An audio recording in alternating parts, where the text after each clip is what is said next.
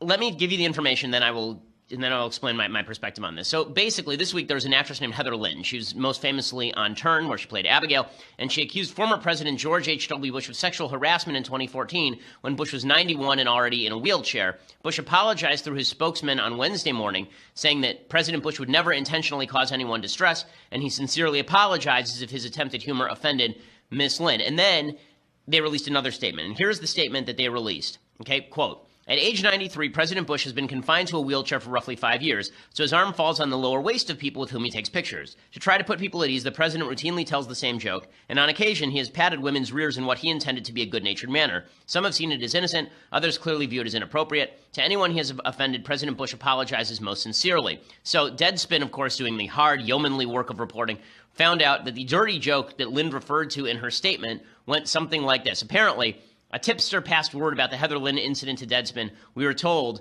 that Bush had, during a photo op, groped her and told her that his favorite magician was David Copperfield while fondling her. Which, I mean, okay, that's really, is that human? In any case, so here, there was another actress who came out, and she said that he'd done the same thing.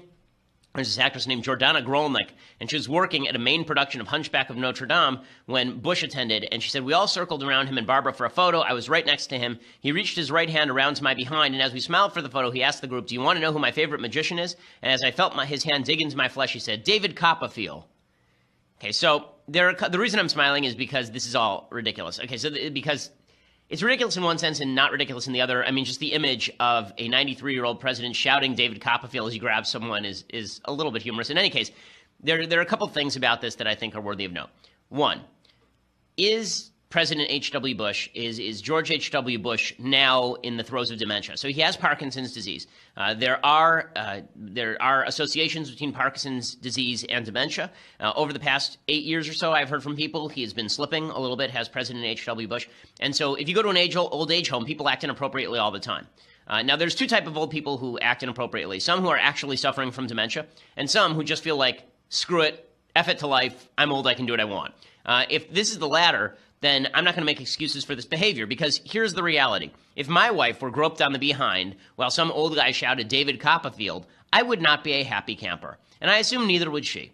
Now, this idea that it's okay because Bush is old or because he was a war hero, I don't buy that. If it's okay, it's only okay because he was, in the throes of dementia, right? If you want to say that he's not responsible for his actions, then that's something I buy. But this idea that it's not some form of sexual harassment for him to do that, I don't buy if he is doing this out of his own free will and volition and there's no mental attitude. And I will give you the case in point, bringing back our old campaign shoe, right? I used to have a shoe on the desk or put it on the other foot. If this were Bill Clinton, I think Bill Clinton grabbed a woman's butt and shouted David Copperfield, everyone on the right would go nuts and say, right, because this is Bill Clinton.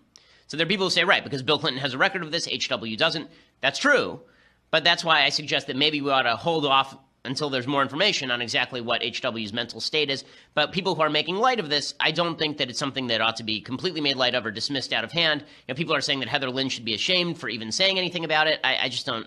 Again, I'm really more torn on this than I think a lot of other people are on the right. Okay, and maybe that's an unpopular point of view, but frankly, I don't really care. I think it's inappropriate for guys to grab girls behind and shout Copperfield, whether they're 23 or 93, if they are in control of their actions. And just because you've done some good things in your life doesn't mean everything becomes good. This is one of my chief complaints about how people gauge human beings. They'll say he's a good man. And then by saying he's a good man, they mean everything that he does forever we have to see as good.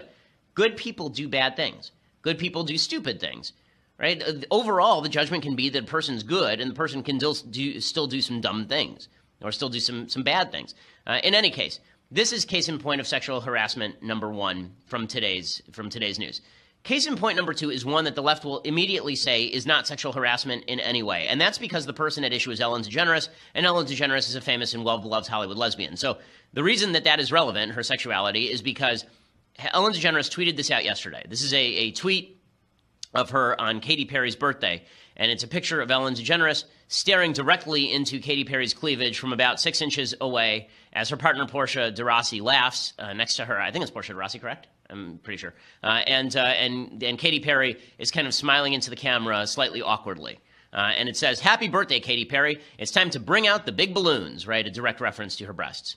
Now, let me just suggest, if any man tweeted out this exact photo, if Ellen's head were Harvey Weinstein's head, we would be talking about how this was more evidence of sexual harassment in Hollywood. Ellen DeGeneres is a very, very powerful host. And the fact that Katy Perry seems to be smiling here is not the issue, right? I mean, there are plenty of pictures where Harvey Weinstein is posing with smiling women who he sexually harassed or sexually assaulted. The fact is that there's a double standard with how we treat these situations. And as I've been now saying for weeks, we need some sort of singular standard as to what constitutes appropriate behavior and what does not.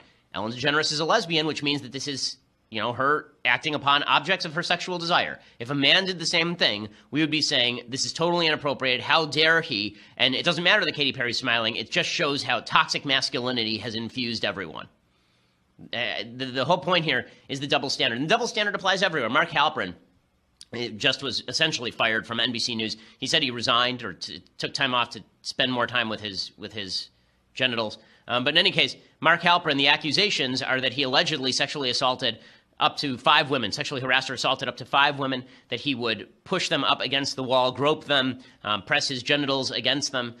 This is Mark Halperin, the guy who wrote Game Change, very famous reporter. He's on NBC News every day, has talked about sexual assault in the most indignant of terms. Sexual assault is horrible. Sexual harassment is horrible. And then meanwhile, in the back room, he's grabbing the interns, apparently. This goes to show you also the not only do we have a double standard with regard to people we like, we have a double standard with regard to ourselves. The stuff that we do, we human beings have a unique capacity to do this. We can engage in many of the sins that we condemn other people for.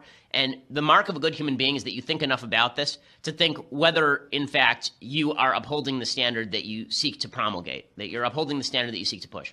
If you're not doing that, then we all need to do better. And I think we can all do better on these scores. But the reason I'm pointing out these 3 differing scenarios, the HW, the Ellen DeGeneres, and the Mark Halperin situations, is because these double standards have been in place for a very long time. And we need to decide as a society what sort of behavior we are willing to accept. I think the behavior should be this. Men do not touch women without their permission. That's the behavior. Right? We're done here. And it's not the same thing if a man asks out a girl to a bar. It's not the same thing if a man says that a girl is beautiful today. It's not the same thing if a man says that he likes a girl's dress, a woman's dress. Not the same thing at all. We need to make some actual separations here. But instead, what I feel like this has devolved into is now we're just, as usual, conversations in America devolve into who's the victim today. And then we all come out and say, it's terrible that person was victimized. And then we set no standard by which we can determine whether someone is a victim or not until they proclaim themselves a victim, at which point we say they're a victim. Right? So if we had found out the H.W. Bush, Heather Lind thing just through a third-party source, not through Heather Lind, then we would have had to decide as a society, is this something okay or not? She declared that she was offended, therefore it was bad. If she had declared that she was not offended, then it would have been fine. Right? Action is not subjective when it comes to societal standards. It's not subjective. You don't get to decide whether an activity is good or bad for me, right? I, as a member of society, determine whether an activity is good or bad. And I'm getting kind of tired of this routine where something is not harassment so long as I'm not offended, but it is harassment if I am offended. We're going to need to draw some lines if we actually want to enforce those lines. Well, I want to talk a little bit about another story that's in other news that was making a splash yesterday. The Court of Appeals in the District of Columbia, the D.C. Court of Appeals, ruled that a 17-year-old illegal immigrant could abort her baby in the United States without going through the hoops that Texas law requires. So here's the story. The 17-year-old girl jumped the border while she was pregnant and then decided to obtain an abortion. Under Texas law, minors have to receive parental consent or a judicial waiver for an abortion, and Texas bans abortion after week 20. So the clock was sort of ticking here. She wanted to get an abortion before week 20 so that it would be legal, even though, she jumped the border illegally. And while the young woman ended up receiving a judicial waiver, she then had to schedule a sonogram and a consultation with a doctor, which is also under Texas law. They say you have to actually look at what the baby is before you kill the baby so that you are not abiding by the mythology that this is just a cluster of cells. I mean, this is what a 16-week-old baby looks like. Okay, when we talk about she aborted a 16-week-old baby yesterday, this is what a 16-week-old baby looks like. Do we have that graphic? Yeah, this is what, it's a human, right? I mean, I've seen the ultrasounds of my own children at this age. To pretend this is anything other than a human baby is just to be scientifically illiterate and also block yourself from basic facts. In any case, she was kept in the detention center, so she couldn't go to her appointment. So she sued, and the government contended that she had options for leaving federal custody, right? She could just go home, right? They could deport her. They could send her back to her home country, or she could find a sponsor, she could find somebody who's willing to take her in. That would then be her legal guardian. The legal guardian would give permission, and then she'd be good to go. But the idea that Texas law would have to change because she's an illegal immigrant, that's something Texas wasn't willing to do. So the D.C. Court of Appeals instead ruled that this woman had a right to an abortion. The woman immediately headed off to an abortion clinic before it could be appealed, and she went and had the baby killed. She said, "People I don't even know are trying to make me change my mind. I made my decision, and that is between me and God." Again, abortion is not just a matter between you and God. It's a matter as to which society has a say, just as if you were to murder a baby after birth, we all have a say in that. That's not between you and God. That's between you, the baby, society, and God, right? We all have a say in this one. The part of this that's really horrifying is not just, a girl having an abortion at 16 weeks, which is inherently horrifying from any view that places the sanctity of human life at the center. It's horrifying the way that some people on the left responded. So the ACLU tweeted this out. They tweeted, "Breaking. Justice prevailed today for Jane Doe. She was able to get an abortion early this morning. Hashtag justice for Jane." Yay, dead baby, justice for Jane. This is one movement that I've seen on the left that really is quite horrifying. This idea that abortion is not something to be ashamed of or to be morally conflicted about. It's something to celebrate. That her obtaining an abortion is a victory for justice in the United States. Certainly not justice for the baby. Okay, a baby at 16 weeks is about the size of an avocado. It's 4.5 inches long, head to rump, about 3.5 ounces. The legs are developed. The head is more erect. They've started growing toenails. The heart is pumping about 25 quarts of blood every day. Okay, a baby has an independent blood type, has an independent DNA. You saw the picture. The baby's a baby. But the left celebrates nonetheless. Treating the U.S. as an abortion haven should be something of which we are deeply ashamed. And the idea that you come to the United States and therefore you have a right to an abortion, and even if you're here illegally, is pretty astonishing to me and should be astonishing, I think, to a lot of other folks. Okay, so now I want to get to the topic that has preoccupied me this morning.